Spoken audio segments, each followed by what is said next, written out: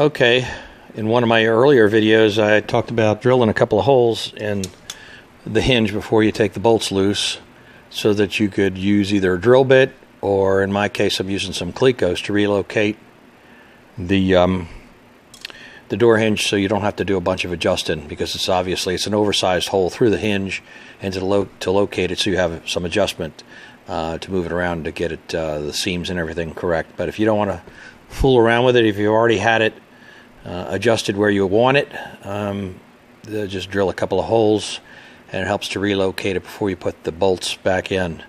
Now normally a cleco is used for putting sheet metal to sheet metal, so maybe 22 gauge, and this is a cleco and a pair of cleco pliers, and you can see here, if I get this to focus here, that the let me get it up here so you can see it.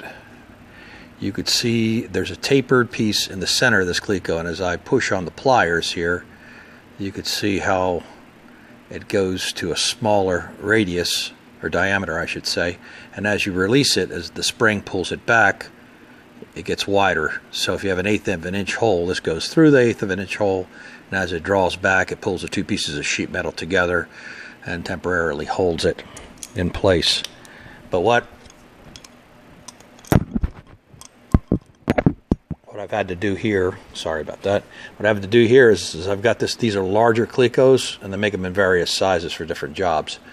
But you can see this one has a longer tongue to it, and so it basically has a bigger grip range, so I'm able to put thicker, this is 3/16 metal, and I'm able to use that to draw that larger piece of metal and hold it in place. So that's just want to show you that there's different sizes of these clecos that for different jobs. Anyway, one of the things that I did run into on this, and I knew about it, but I didn't anticipate it being in the location. And on the driver's side, these two holes up high, I couldn't drill all the way through. I could only drill through the first layer of metal, because on the other side of the car they use in certain areas there's high strength steel, and you'll pretty much round over a drill bit trying to go through it, unless it's carbide tipped, so it's not as easy to drill over there. So that was a little trickier. I had to just kind of peek through the hole and eyeball my two drill holes to see if they were in the correct location before I tightened down the bolt. But in most cases, especially on older cars, it's not a problem. There's no high strength steel like they have in the newer cars that you have to deal with. There's various places along the rocker and side frame rails and so forth where they do use it. So if you come up to a position where you're drilling out an area and you just can't seem to go through, that's what you're dealing with. But anyway, 3 out of 4 hinges, I'm able to use the clecos to relocate it, and that works out pretty good for me. Well, I've got the doors back on, and that went pretty smoothly. I was happy about that. In the middle of reinstalling the deck lid, as you can see, I'm using my little crane piece here. Also, I wanted to show you that I'm also using the cleco location to try and get it back in alignment where it came off the car. So nerve-wracking when you got paint and you don't want to scratch it. Everything's a hazard.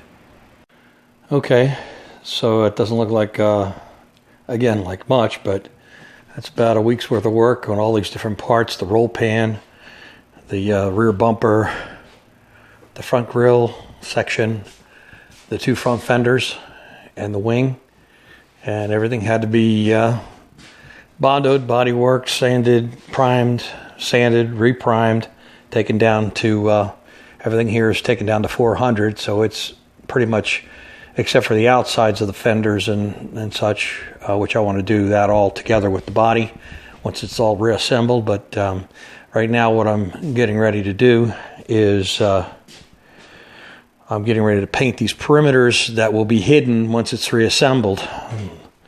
In other words, you have transitions here to the outside. I want to make sure there's color there and there. These are all areas that they're either going to be very difficult to access, or like this is the inside back of the fender. I want to make sure that's got a good color. This is also the inside that you will see when you open up the hood. The front flange, that where the bumper comes together. Want to make sure that that's got color on it. Of course, the wing.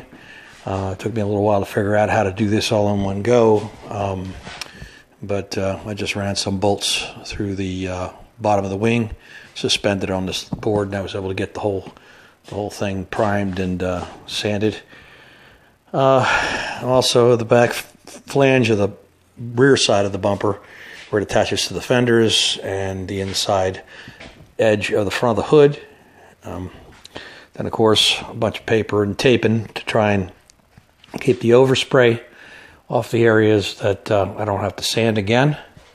But getting ready to put some sealer on it right now before I quit for the day. But yeah, that's where we're at right now. Okay, so we got a little color on here now. Not quite done. She's cleared up, but now I have to, well, I screwed up the wing a little bit here. I was just about done doing the base coat, which is all that's on here, and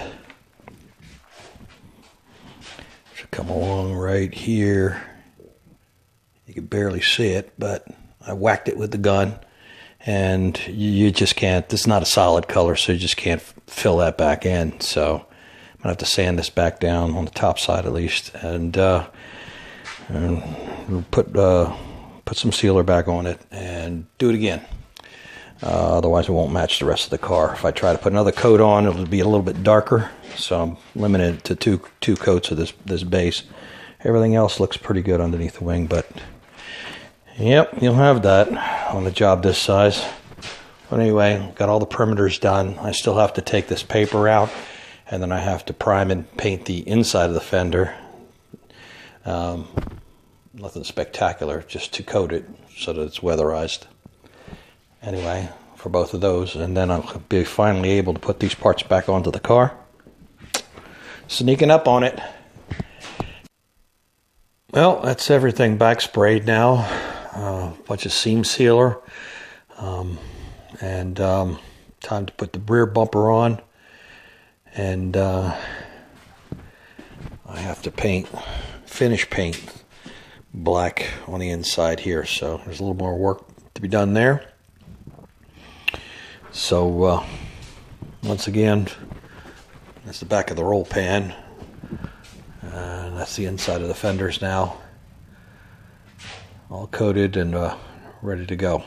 So peel the tape off and the paper off tomorrow, let it dry good before I do all that, and proceed putting things back on this car. Okay, I got the fenders going back on now, and I'm also waiting for the, got one more coat to put on the matte clear on that grill surround.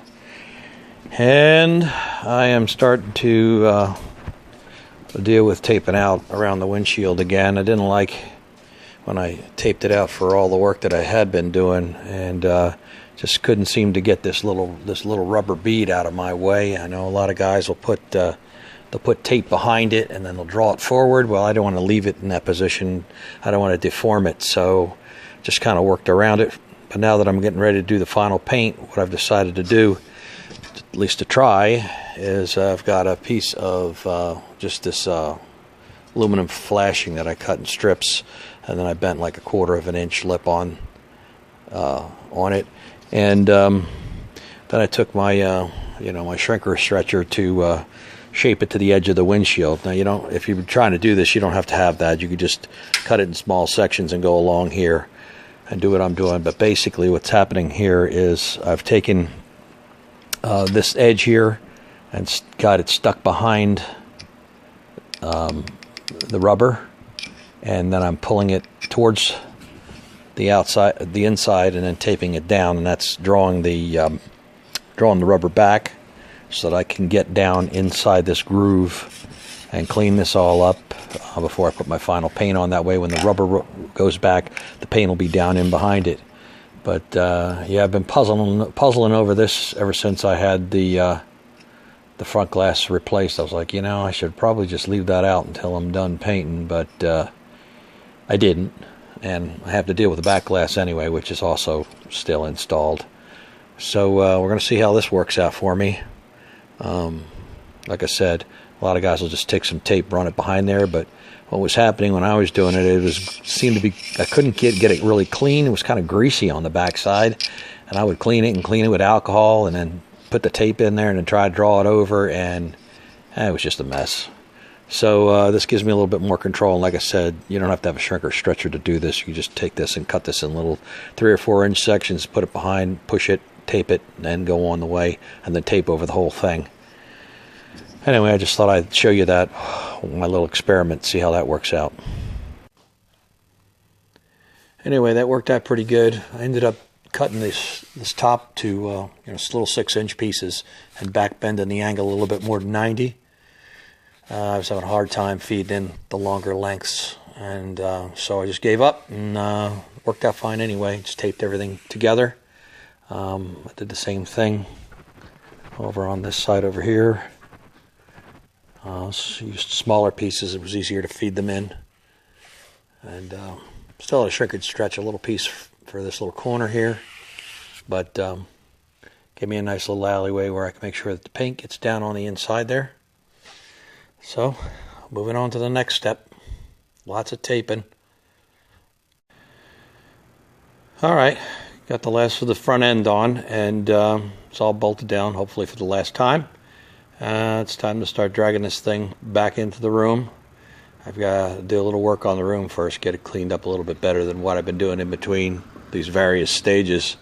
You know, I've just been doing a little bit of brush up here and there, but now it's time to clean it down pretty good. So it's probably going to be a day-long project just doing that. So then we're going to pull this thing in there and start the massive tape-off job, and then got to hit this whole thing with 400.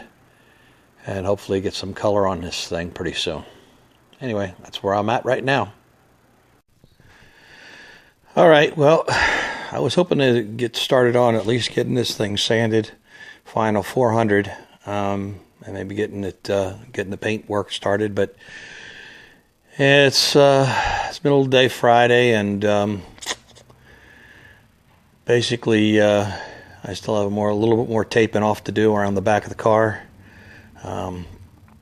This pretty much took most of the day yesterday, or half of the day yesterday, and half of the day today, so it's about a day of taping all told. But anyway, so I feel like the goalpost keeps moving down the road, but everything's back together. Everything's taped off and dammed off around the doors. I got that foam in there, that temporary foam that you use to block all the door jams and everything like that. So got to make sure I don't miss anything. Don't want to undo anything I've already done. Anyways, this is where I'm going to leave it for this week. By the way, my little handy hint about locking the wheels on these car casters here, not such a great idea after all. It seems that when the wheels can't rotate freely, they take the stress out someplace else, and you can see these wheels started to cave over. Yeah, I got it out and in one time with this setup, and but not great. These things are kind of weak, and you know, if these wheels are not allowed to rotate, that's a ton of weight that you're dragging back and forth. So hopefully, when I have to pull it out, I'll be pulling it out under its own power. We'll see about that. Anyway, that's it for now. Thanks for watching.